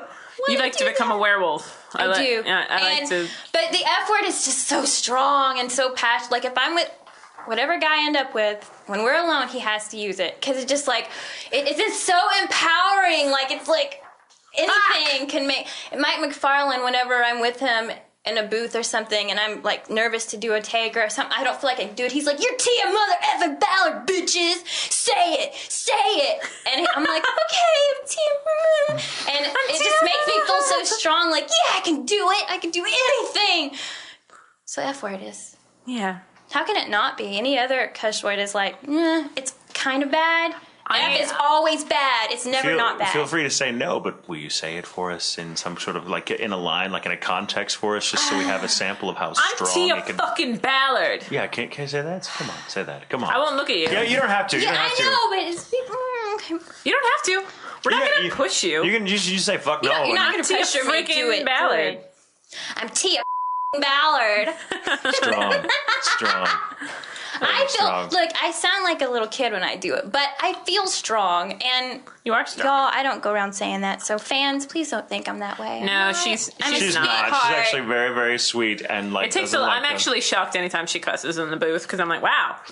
So like, I do get frustrated at myself sometimes. Yeah, me. It's like so don't think I cursed. That was just peer pressure, everybody. It was not. I'm teasing. No, I'll own that. It was peer pressure. I was boring a hole through her with my eyes. Not my. Say it now. And she did. See, that's power. And he had a. Okay. See, look, now she's like, oh, now she has even a bigger crush on me. He had a cheese grater and a stick of butter, and he's like, yeah. Sometimes I think it's funnier to kind of like mock cuss. Like it seems like you're going to, but you're saying like very safe words, like what the fridge. I was watching a cartoon. Like parents do when they're around their kids and they don't want to cuss. Yeah, like, my parents get your didn't little or like those like over here. Scum comments like, what the French toast? Like I love that. You lit liquor. I think I wouldn't find I was watching a cartoon, The Adventures of Finn and Jake, and they were like, let's get the milk out of here. Son of a biscuit eater. Well, yeah, I love edits, like when like a movie that was clearly made for rated R or PG-13 like gets cut for time on television. Like I think or cut because of editing. Like Die Hard, instead of it's like yippee-ki-yay, motherfucker, it's yippee-ki-yay, Mr. Falcon. Oh yeah, that's so awkward. My favorite example of that kind of overdubbing for TV edits is The Big Lebowski. When mine's actually killed it. When John Goodman's character is like pissed off and he's like smashing up what he thinks is this kid's Corvette that he's bought with stolen money, and he's like, "This is what happens, Donnie. This is what happens when you fuck a stranger in the ass." And he says it over and over again while he's just beating the shit out of this car with a tire iron. And but they edit it when they dub it over for television. It is either, I've heard both, "This is what happens when you find a stranger in the Alps," or "This is what happens when you feed a stranger scrambled eggs." Wow. Like, it is the weirdest, most random thing. And I almost prefer that to the original line because it's so fucking random. So now you start using... This is what happens when you feed a stranger scrambled eggs. Well, I think I might have mentioned it before, but I love Doug Benson. I think he's a hilarious stand-up. He's a huge pot comic. Like, he's very much known for smoking pot. He did, instead of Super Size Me, he did a movie called Super High Me where he smoked pot for 30 days. But he's like, I love edits, and it's, Kill Bill is my favorite one, and it is where he's like, "My name is Buck, and I'm here to fuck." That's what he says, but he's like, "My name is Buck, and I'm here to party." Why wouldn't they just change his name? Marty, like, my name is Marty and I'm here to party. Something. Like, it wouldn't fit, live action speaking dubbers. Hilarious. But yeah, my name is Buck and I'm here to party. Why would you even so show that? monotone. was like, if I may make a brief comment on that, it's nothing new, but to me, I'm so frustrated, and I find it so fucking hilarious that a network that will show a movie where like 80 people get butchered will show that movie, but not without the cussing. There was like the funniest fucking Onion article I read once. Is obviously the Onion is like, you know, just a mock news thing, but they do the funniest shit. It was like an old woman was writing an editorial about how she was so angry that there was far too much cussing in porn, and it was really funny. She's like, sometimes my husband and I just want to watch two people go at it without saying fuck me, fuck me, fuck me, and it was just like, it was hilarious because she's describing all these actions so filthily, but it's the language that gets to her, like when someone says fuck or shit or whatever. And it was the funniest fucking thing I've ever read. Oh my. All right, we have more questions. Yes. What's up? This is random. This is from Cheryl. Hi, Cheryl. Hello. Hi. Cheryl. What is your favorite quote from Tu Wong Fu? Thanks for everything, Julie Newmar. I have not seen the movie, so I do not know I do not have a why. quote. I absolutely, if it's on, I'm watching it.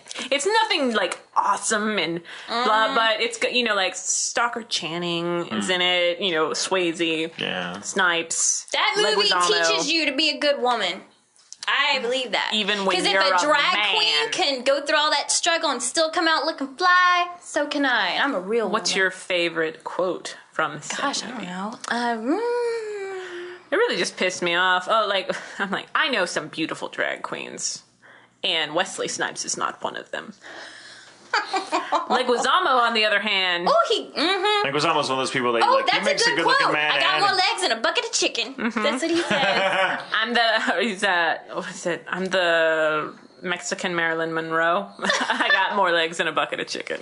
Wow, Not to correct you you. are the little quote machine Yeah, in no. this movie. That is a really good movie. You should watch it. I should. You really. But it's yeah, but funny. you know, like they stop in a small town and they just go with being women. So like, you know, Stalker Channing's right. She's like, we should just get rid of all the men. And they're like, and Patrick Swayze, not all of them are bad. And I just love it. I don't even remember, but I love drag, the drag show that they do at the beginning. And Julie Newmar, I do think is beautiful. And so she inspires this road trip, or in a way, instead of flying to a drag queen competition. But I do love the cattiness of RuPaul. It's just like, I don't know who he is, but if there's a snowstorm tonight, he's going on my tires. I love it.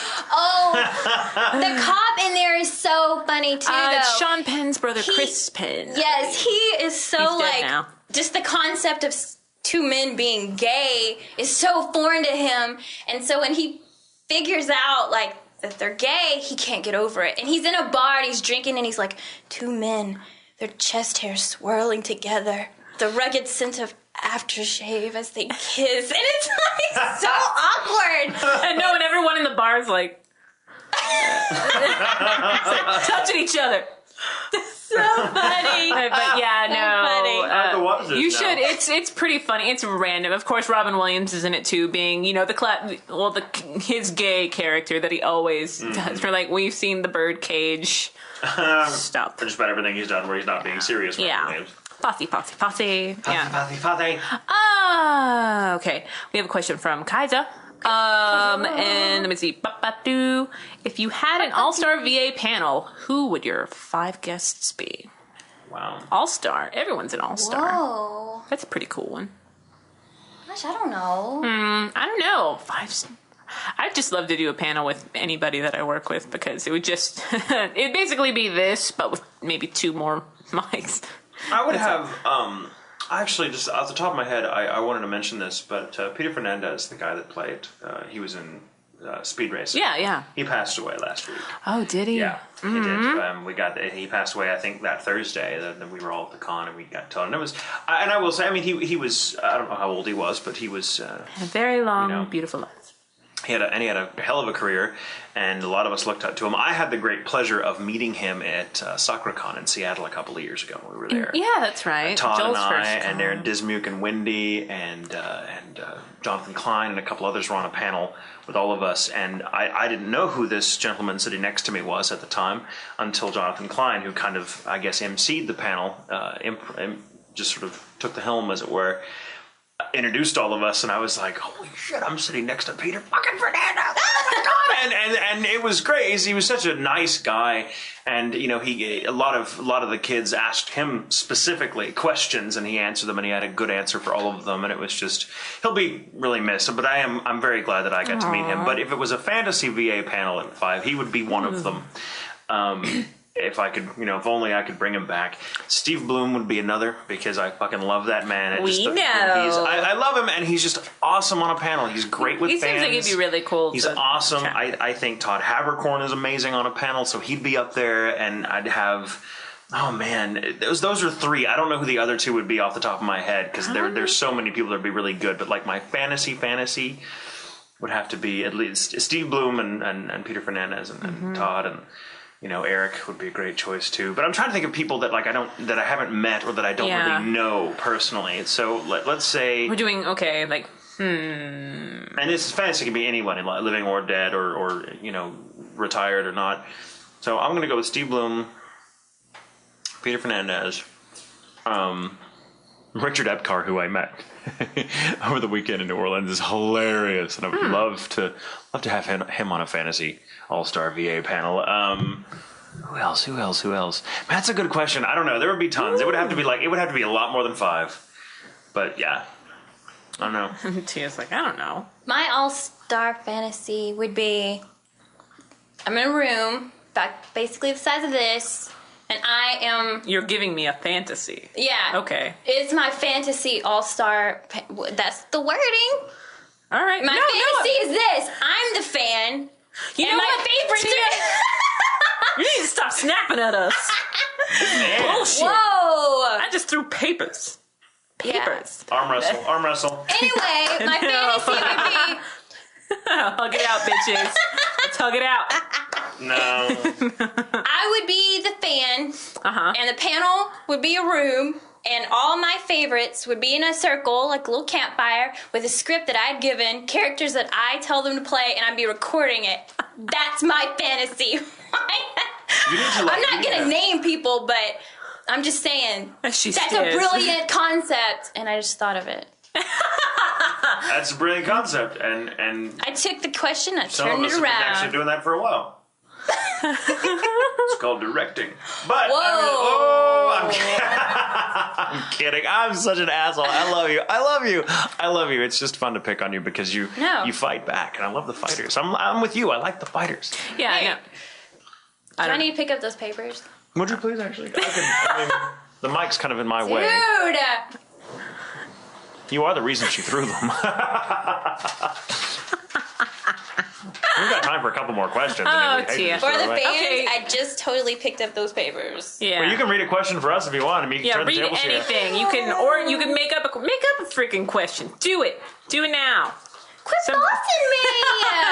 Or you could treat the questions like Mad Libs and just replace certain words with your own. And say another word.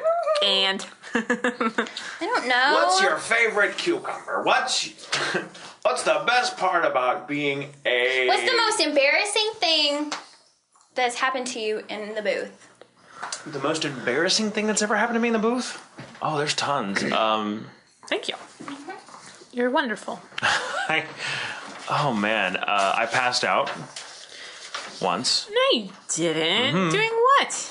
Vexiel. I was doing Vexiel for Mike McFarland, and it was really funny because this character I was playing, the bad guy, Kisaragi, and he has this really big balls out scream towards the end where he's like, just all his plans have gone to hell, and he's angry, and he's crashing his helicopter, and he's just, then there's this long, like 7 or maybe it's an even 9-second long shot where he's just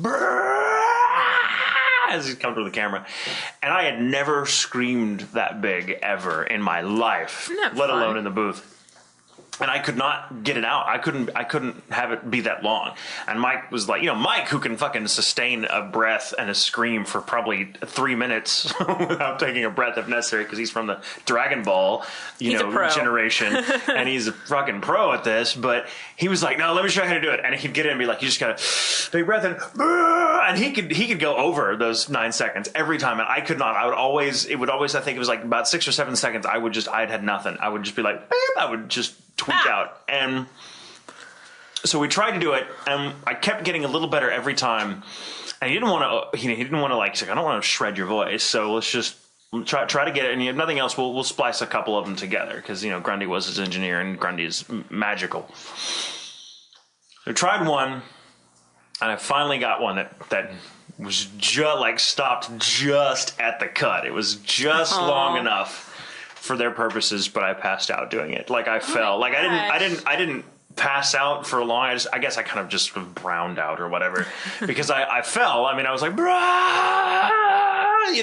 and then like the world just gets dark and I get tunnel vision, and then like I fell back, but I woke up like just as I was hitting the wall or the door, and I was like, oh, and then you see stars, and Mike's like, you okay? And I'm like, yeah. Ooh, that scream I think that knocked me out a little bit. And he was like, welcome to the club. Ha ha. I was like, that's all the screaming we're doing today, right? Yeah, okay.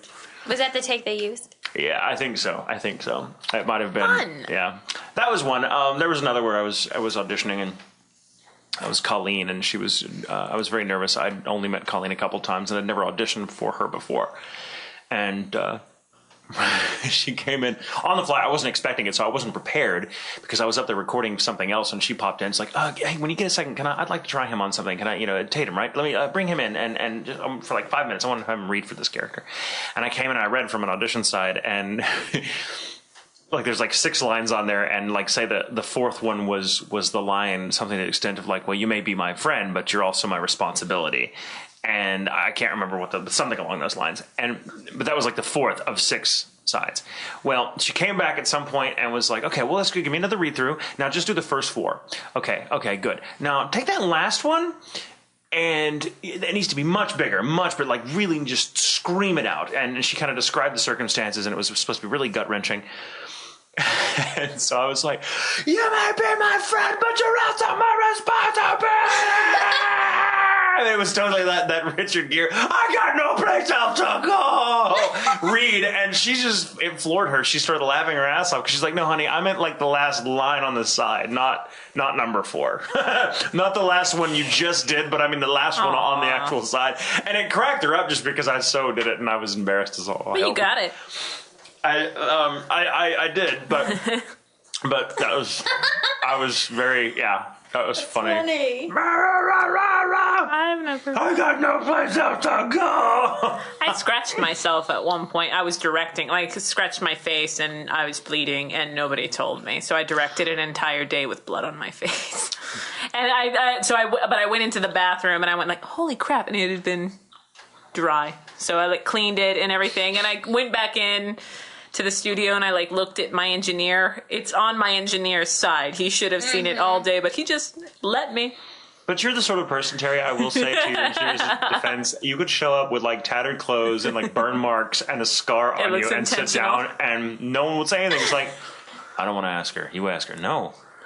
Well, one of us needs it. No, I'm not going to ask. You ask. No, I'm going to come in with ash and everything. Yeah. Sorry, I'm late. I'm actually, you're still early. Well, it is me. we don't ask questions. We just assume the world is a little safer. No, I didn't say anything to Joe. I just looked at him and he went, what's up? And it had clearly been away, and he just kind of went she saw clearly that it's gone. And he's like, so you done for the day? I'm like, yeah. So I was embarrassed, but I never said anything. But yeah, no, I don't.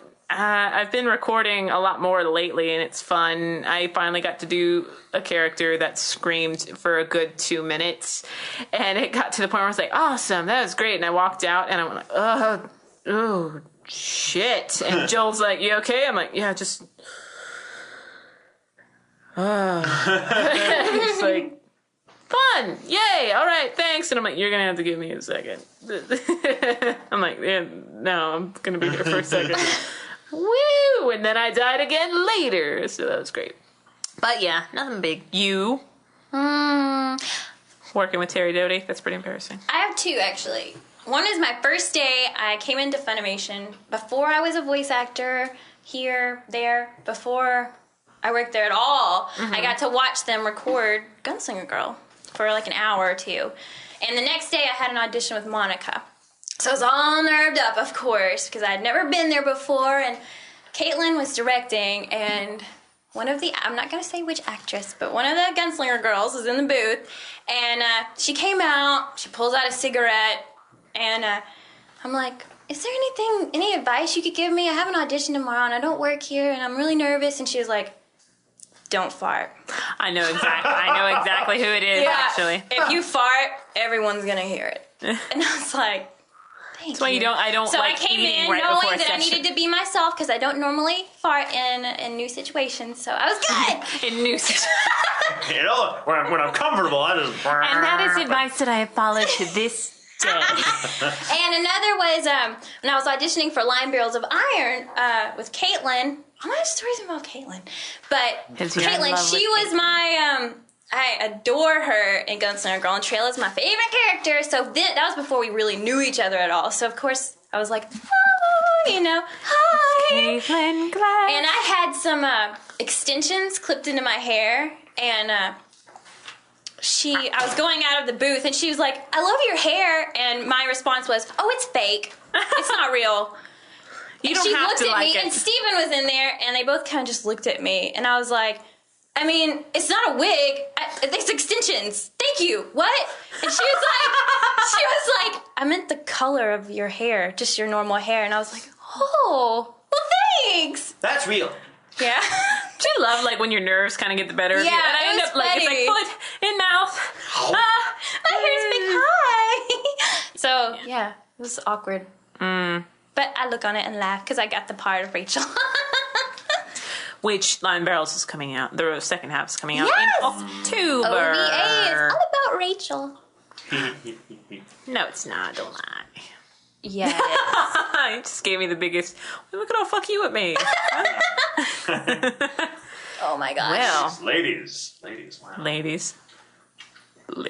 Ladies. On that note, Am I supposed to sing or something? do you want to sing? You want to sing? You can sing us out. Somebody asked. Somebody didn't. Yeah, if you could asked sing you wanted to something naughty. Naughty. Thanks for putting me on the spot, fan. Oh, you love it. Shut up. Whoa! Sing. I compliment him and he goes all crazy. I thought you wanted me to be tougher. Okay, well, sorry. No, I do like it tough. Okay. Look here, I'll even pretend to drink a cup of tea while I say it. Sing naughty. Hang on. Oh, I gotta think of It's something. like an LA exec. Sing naughty. Sing something naughty. And it better be good, because I hear this shit all day. Hang on. Okay. I gotta think of something. Okay, It doesn't have to be naughty, I guess. so... I'm gonna do it high pitch. I ain't singing no normal song naughty because I ain't in the mood. Okay. All right? You got that? Tatum? Oh, All right. We're having moments. Oh, okay. All right. Sorry. Sing away, come on. I gotta think of something naughty. All right. That's like. Sing a dirty limerick or something. Hang on. Just talk. okay, so... What's up? Stuff and things. Things and stuff. All and right, stuff I got and it. things. That's what you This said. is exactly what happened the last time I was here. Uh-huh. It took you a second, and then you were just like, And you had, yeah. You actually came Anime prepared show for the that song, now? didn't you? no, No. she didn't. You did. No, she I did not. She didn't tell me until we were recording. Well, yeah. This is weird what is happening here. What? No. Oh, are you thinking? And with my phone in my hand, it's... Oh. I'm wondering if the guy that wanted to buy your Nissan is going to be out there waiting for you. Be like, in the bushes. Listen. Hey, now that your bodyguard ain't around. Hey, the About guy that said, is this your Nissan. car, right? Hey, I'll give Okay, you like I $1 million. got it. Oh, I thought of one. Awesome. Don't look at me. Indulge us. We won't look at you. Okay. Dirty. Okay. Okay, don't. You're making it weird. All right. Okay, We're looking away. I'm sorry! Look, Okay. I'm looking at the I'm dragonfly okay. out on your lilies out there. I don't know if I can remember these lyrics, but I'm gonna try. I'm not looking at you. It's okay, you can look. It's not like you've never seen me voice. Okay, Many years ago, when I was so small, I slipped into a music hall. How was I to know that curiosity would cost me my, virginity? In a single night, I learned all the facts about the birds and bees and tit for tats. I remember 7 Turkish acrobats who taught me I'm a natural act. Woo! I was asked to play with the entire band. I had them all right in my hand. The pianist confessed to me there was a horse in his family tree. No. A contortionist seemed to get his kicks, forcing little me into the Chinese wicks. Girlfriend, the trained dogs were quite a treat. They thought moi was a bitch in heat. Rawr. I was gagged and bound by a psycho clown. I'm not into marriage, but I've been tied down. And by the way, the jugglers were living dolls, and they taught me how to juggle all their balls. I learned how to expose my derriere, throw my legs open and kick them in the air. Then I had to stop, thinking to recall. Life is like a music hall. I don't know how to remember that. Oh, what on earth is that from? Elvira. Wow. Oh my God. Well, And on that note. Dun, dun, dun, dun. I'm so embarrassed now. You're not embarrassed. Don't be embarrassed. Don't be embarrassed. Own it. Own it. Own it. That was That's awesome. right. That was brilliant. Thank You you. got a lot It of was fan mail. awesome. That was awesome. Well, I guess it's the end of the show. Well, we got nothing to follow that with. You made me curse. You made me sing dirty. Wait till you see what happens Life is after like a the music show. hall. Wait, you're doing your lower. Wait till you see what happens after. You want to play us out? You can just say we're out. We're done. And we're done. We're done. Okay.